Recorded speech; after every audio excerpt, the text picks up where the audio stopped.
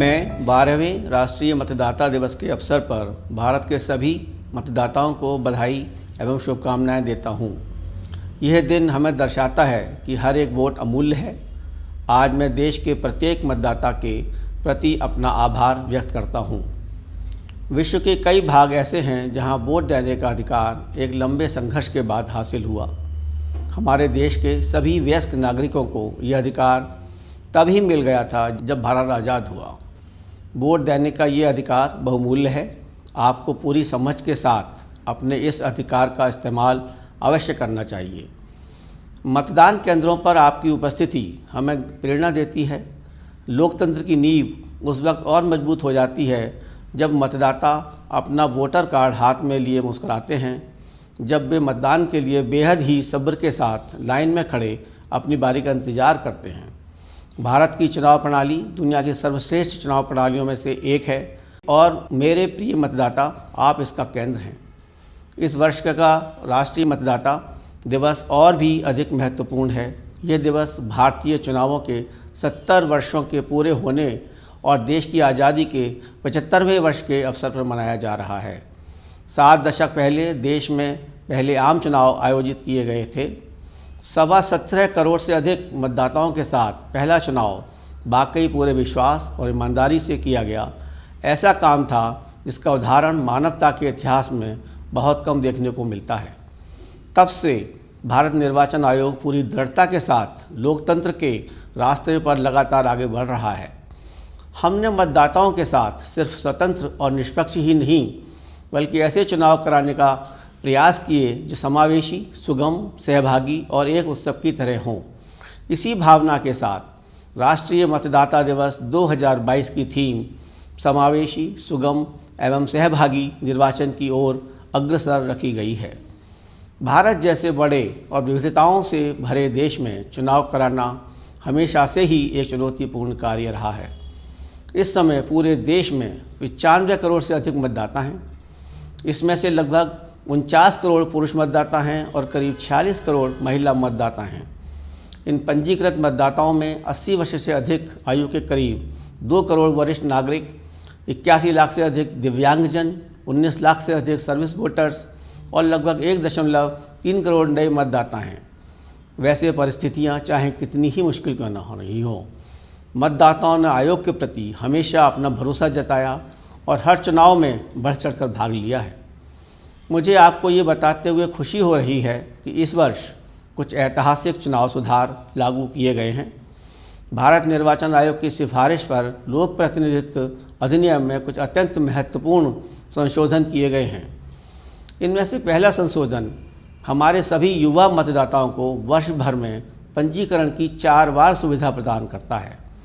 पहले युवा मतदाता केवल एक बार वर्ष में 1 जनवरी को ही मतदाता सूची में नाम दर्ज करवा सकते थे।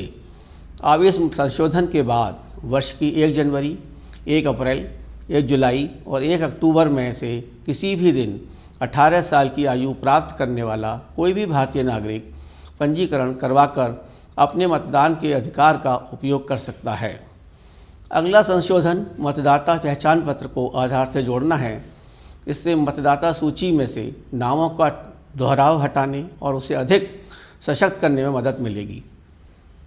पिछले 2 वर्षों से कोविड-19 के व्यापक प्रभाव ने चुनाव का आयोजन बेहद चुनौतीपूर्ण बना दिया है। हमें चुनावों का संचालन कुछ इस तरह से करना था कि मतदाता और उनके मत दोनों सुरक्षित रहें। भारत के 95 करोड़ मतदाताओं के सहयोग और भरोसे के साथ हम इस कठिन डगर पर आगे बढ़े। स्वास्थ्य और सुरक्षा के सभी उपायों को अपनाकर हमने 6 राज्य विधानसभाओं और कई उपचुनावों को आयोजित किया।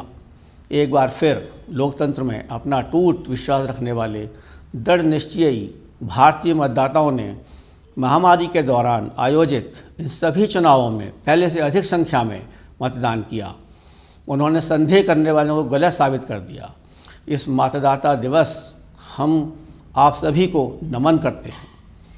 महामारी के दौरान चुनाव आयोजित कराने के प्रोटोकॉल पर आयोग ने दुनिया भर के निर्वाचन निकायों के साथ विमर्श किया। भारत विश्व निर्वाचन निकाय संघ का अध्यक्ष है। इसमें 108 देशों के सदस्य शामिल हैं। अपनी सर्वश्रेष्ठ पद्धतियों और पहल को दुनिया के साथ साझा करने के लिए कई वेबिनार और international virtual election visitors program आयोजित किए गए। भारत निर्वाचन आयोग द्वारा अब तक लगभग 2000 अंतर्राष्ट्रीय प्रतिभागियों के लिए 100 से अधिक कैपेसिटी बिल्डिंग प्रोग्राम आयोजित किए गए।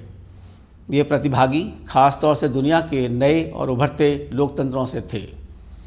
हमारा ये पूर्ण विश्वास है कि सभी श्रेणियों के मतदाताओं की समान भागीदारी ही चुनावों को सार्थक बनाती है। भारत निर्वाचन आयोग महिलाओं, दिव्यांगजनों और वरिष्ठ नागरिकों को विशेष सुविधाएं उपलब्ध कराता है ताकि उन्हें सुविधाजनक और एक सुखद मतदान अनुभव प्राप्त हो। आयोग ने ऐसे सभी मतदाताओं को डाक मतपत्र यानी कि पोस्टल बैलेट की सुविधा का विकल्प दिया है, जिनकी आयु 80 वर्ष से अधिक, जो दिव्यांग हैं और जो कोविड से प्रभावित हैं। आयोग मतदान केंद्र की सुविधा को उनके दरवाजे तक ले आया है। आयोग ने चुनावी प्रक्रिया में पारदर्शिता को बढ़ाने तथा चुनावी सेवाओं को मतदाता के लिए और अधिक अनुकूल बनाने हेतु टेक्नोलॉजी का भरपूर इस्तेमाल किया है, जैसे वोटर हेल्पलाइन ऐप। एक ऐप सी विजिल भी है जो आदर्श आचार संहिता के उल्लंघन के मामलों में त्वरित कार्यवाही सुनिश्चित करता है। इसी कड़ी में एक नया ऐप नो योर कैंडिडेट है। ये मतदाताओं को उम्मीदवारों के आपराधिक इतिहास सहित उनके बारे में पूरी जानकारी प्रदान करता है ताकि मतदाता सजग होकर अपना विकल्प चुन सकें। हाल ही में गोवा, मणिपुर, पंजाब, उत्तराखंड और उत्तर प्रदेश की विधानसभाओं के आम चुनावों की घोषणा की गई है। ये चुनाव 690 विधानसभा क्षेत्रों में करवाए जाएंगे। इनमें 18.5 करोड़ से अधिक मतदाताओं तक पहुंचने के लिए 2 लाख से अधिक मतदान केंद्र स्थापित किए जाएंगे। हम इन राज्यों के 25 लाख नए मतदाताओं का स्वागत करने के लिए भी उत्सुक हैं, जो पहली बार अपना वोट डालेंगे। लगातार बदलती स्थितियों को ध्यान में रखकर आयोग ने सभी राजनीतिक दलों और उम्मीदवारों के लिए कड़े दिशा निर्देश जारी किए हैं। हमने चुनाव वाले राज्यों में टीकाकरण की रफ्तार बढ़ाने पर भी जोर दिया है। इन आम चुनावों को पूरी तरह से कोविड सुरक्षित बनाने के लिए सभी प्रबंध किए जाएंगे। मैं इस अवसर पर चुनाव वाले 5 राज्यों के मतदाताओं का स्वागत करते हुए उनसे आग्रह करता हूं कि वे इन चुनावों में हमेशा की भांति पूरे जोश एवं उत्साह के साथ भाग लें। भारत निर्वाचन आयोग के लिए मतदाता सच्चे नायक और आइकन हैं। मतदान केंद्र पर आपकी उपस्थिति लोकतंत्र को मजबूत करने के साथ ही देश को गौरवान्वित भी करती है। मैं राष्ट्रीय मतदाता दिवस के अवसर पर पुनः देश के प्रत्येक नागरिक को हार्दिक बधाई एवं शुभकामनाएं देता हूं। जय हिंद।